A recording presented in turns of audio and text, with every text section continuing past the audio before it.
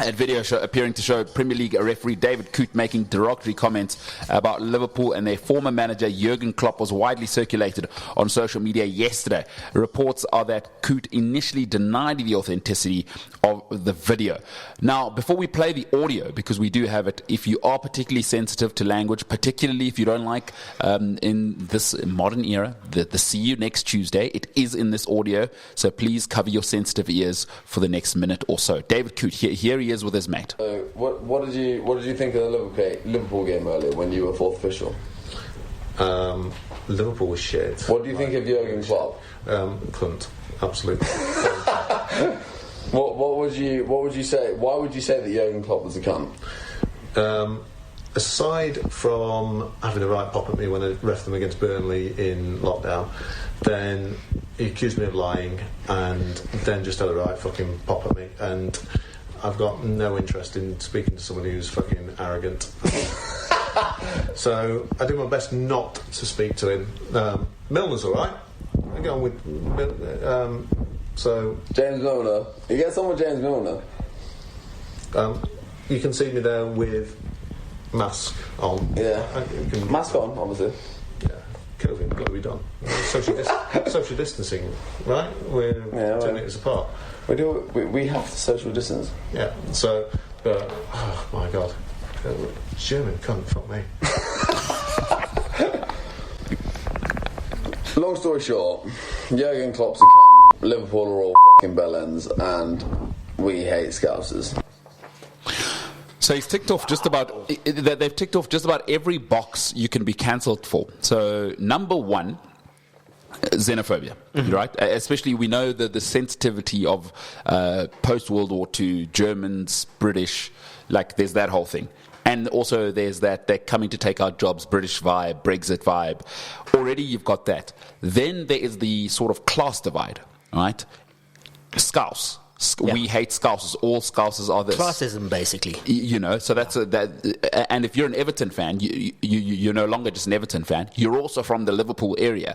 And those who haven't been to the United Kingdom, although we view the sophisticated London view that they give us, or it's the mandem, that's all we ever see, it is a particularly divided country. You know, if you are interested, something as recent I say, is the War of the Roses. You can go and look. That's not that long ago. You know, if you're from Yorkshire, they've got their own thing cutting. People from the Black Country, they have their own thing going. Down south, in London, you know, there is this class divide. Europe is very, very, or England and the United Kingdom is very divided along those lines. So they've then pissed off people like that. But then, what I don't understand is, by the way, that must be in lockdown, right? Yeah. Because, so they aren't social distancing, which means they were breaking the law as well. So you can't be retrospectively punished. But so there's just so many things that he's done wrong there.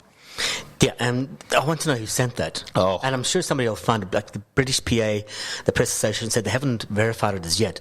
But it's pretty blatant. It's a video. It's his voice. He initially tried to deny it, and now has sort of backtracked or has gone to ground.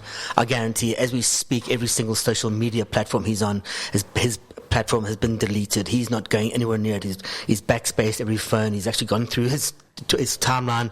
Maybe there was a homophobic tweet from years ago. He could be in a lot of trouble. I don't think he'll referee again. I think the problem isn't so much that he said it, it's that he got caught. You know, I don't know if you've ever had to make an apology for, I'm sorry that you caught me, not that I did it. So his problem is he's now on video, and naturally people do logical conclusions. Wait, if he's saying this about Scousers, what if I'm from Yorkshire? Or like, does he think that? Hey, I'm black. What about me? You know, it becomes a thing now of like, oh, is this? Ugh. Yeah, you don't say in private what you won't say in public. Yeah, and it just worse than making a fool of himself. He's actually undermined referees, I think, to an extent. He's made them look like not human beings, but there's agendas there. This seems like an agenda. So he can't be trusted to do a Liverpool game again if he's doing this.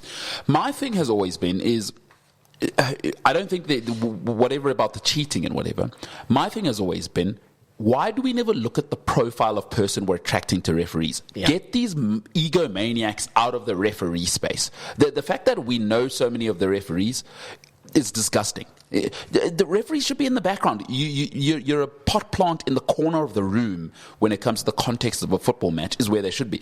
But we've got like these celebrity referees now. Oh my God. But this is what we get. So you think he's done, huh? I can't see a way back.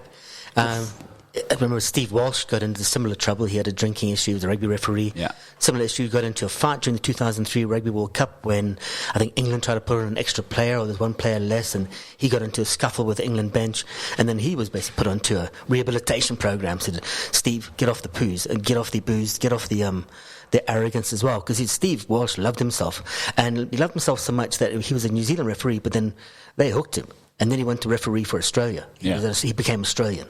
Yeah.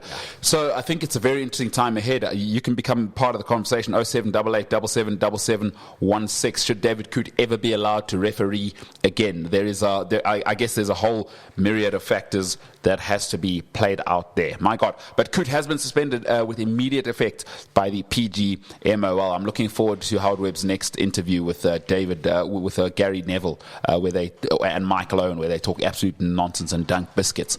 It'll be awesome to see. All right, let's move on to the other side of the Northwest Divide. New in at Man United, old out. The Amorim era has started. Calling out, of course, Ruud van Nistelrooy is out of there. Ruben Amorim has decided that Ruud van Nistelrooy won't be part of his staff moving forward as interim manager. Ruud van Nistelrooy has won 3 of his 4 games in charge, and the Stretford end serenaded the man at the end of the 3-0 win against Leicester on the weekend. It meant quite a lot to him. Here's what Ruud had to say. As a closure of these road 4 games, I felt like a closure for that period, and the future is open. That's the way I felt it, and it was a moment. It was a beautiful moment to be able to share that with the supporters, and special. Official statement from Manchester United saying Manchester United can confirm that Ruud van Nistelrooy has left the club. Ruud joined in the summer and has taken charge of the team for the past 4 matches as interim head coach. Ruud is and always will be a Manchester United legend. We are grateful for his contribution and the way in which he has approached his role throughout the time with the club. He will forever be welcome at Old Trafford. Rene Haak, Ten Ruvala and Peter Morel have also departed, and we wish them well for the future. We will confirm the full men's first team coaching composition in due course. Clinical, and you're out. And brutal. It looks like Ruben's bringing his entire team from where he was before. I forgot, from Sporting.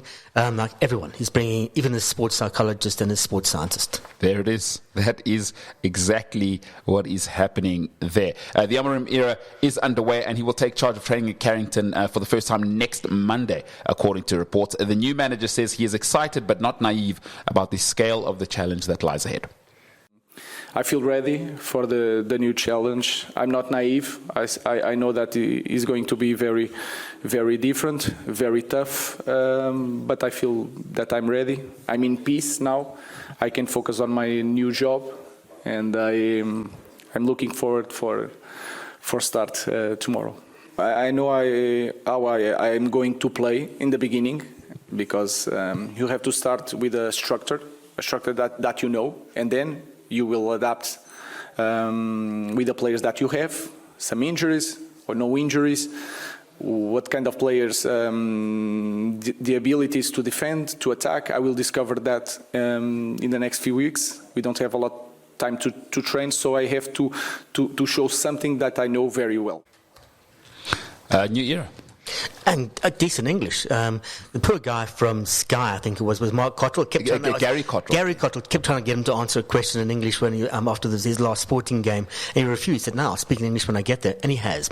Gary, are you happy? Yeah, probably not. Yeah, Gary Cottrell, never, ever happy. Hey, it's the Amorim era. Man United fans, how are you feeling? 0788 777716. You know what he'll need to toughen up is some AGT foods. Listen live and on demand. Welcome to Omni Sport.